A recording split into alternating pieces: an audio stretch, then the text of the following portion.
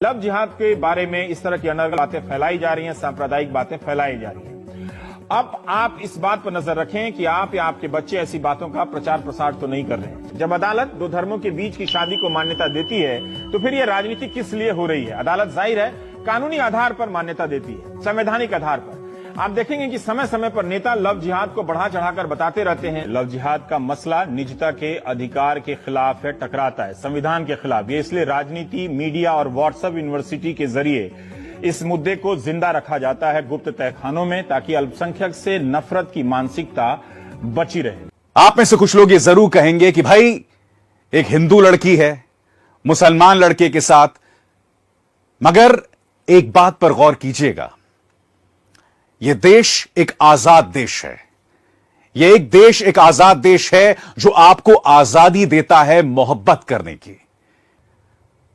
हम ये किस तरह का सभ्य समाज बना रहे हैं और हम ये किस तरह का जहर, किस तरह की नफरत घोल रहे हैं समाज में। यह प्रजातंत्र, यह समाज इस बात का अधिकार दो जोड़ियों को देता है, एक दंपत्ति को देता है कि वो मोहब्बत कर सकें, ये चुनाव कर सकें कि वो किससे मोहब्बत करना चाहते हैं। इस देश का संविधान, इस देश का कानून उन्हें यह अधिकार देता है। तो लव जिहाद का इशू है, ये इनफैक्ट वन वे ट्रैफिक है कि तुमने मेरी बात तो माननी है, मैंने तुम्हारी बात नहीं माननी। ये जो इशू है भारत में एक लंबे अरसे से, बल्कि मैं ये कहूंगा सदियों से चला आ रहा है। और जब से ये मीडिया और फिर सोशल मीडिया एक्टिव हुए हैं for the past 30-40 years, social media की कहानी हार्डली 15-20 ईयर्स की है, तो ये चीज़ें अब सरफेस पे आने लगी। खुल के लोग बोलने लगे कि ऐसा नहीं चलेगा। जब लोग खुल के बोलने लगे कि ऐसा नहीं चलेगा, तो फिर एक्सट्रीम लेफ्ट के और मॉडर्न इस्लामिस्ट ये मिल गए इस अवेयरनेस के खिलाफ, और उन्होंने ये बातचीत करना शुरू कर दी कि ये हिंदुत्व का एजेंडा है, ये हिंदुत्व को आगे लेकर चलेंगे।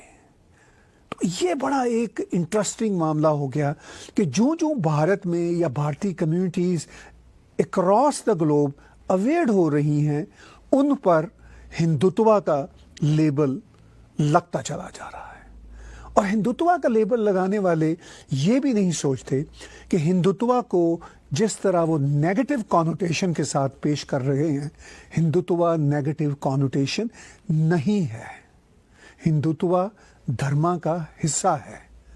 अब अगर हिंदुत्व एक अवेयरनेस की सूरत में सामने आ रहा है और हिंदू बहन भाइयों को ये एहसास हो रहा है कि वो अब टारगेट नहीं बनेंगे, वो टारगेट ना बनने के लिए अपनी जद्दोजहद, अपनी स्ट्रगल कर रहे हैं, तो उनको एक्सट्रीमिस्ट हिंदुत्व का लेबल दिया जा रहा है।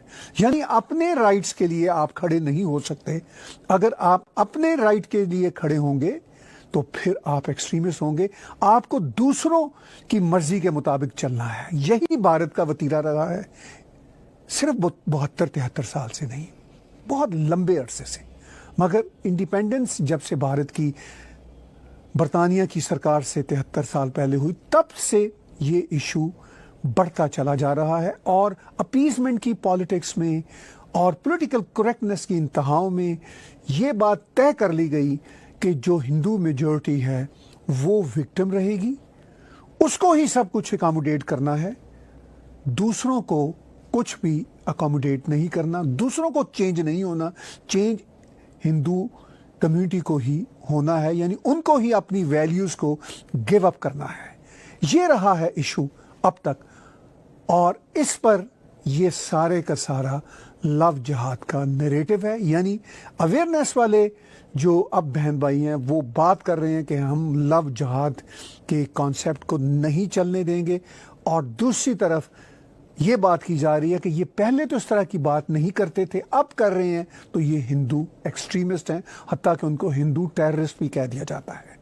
लव जिहाद का जो प्रॉब्लम है भारत एक लंबे समय से फेस कर रहा है। भारत में ये जो इशू है ये रीसेंट नहीं है, एक लंबे समय से है, मगर इस पर डायलॉग रीसेंट होना शुरू हुई। अब ये मामला भारत में हो चुका है कि अब وہاں کی اسٹیٹ گورنمنٹس لو جہاد کے خلاف لیجسلیٹو اسمبلیز میں بل پاس کرنا چاہتی ہیں. یو پی کی سرکار نے ایسا کہا تھا کچھ عرصہ پہلے، اور اس بار ہریانہ کی سرکار بھی ایسا کہہ رہی ہے.